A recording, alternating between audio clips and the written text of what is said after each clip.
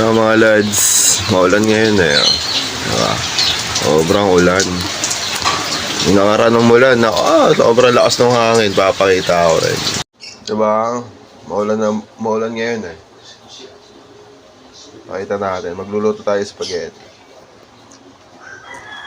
Lalagay tayo na ito.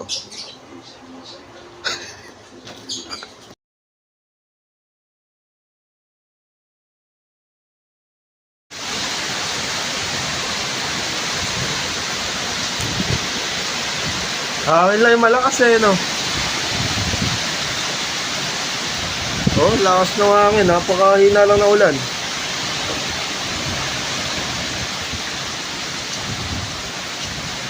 Alam mo, yung, ano eh, bagyong bagyo eh.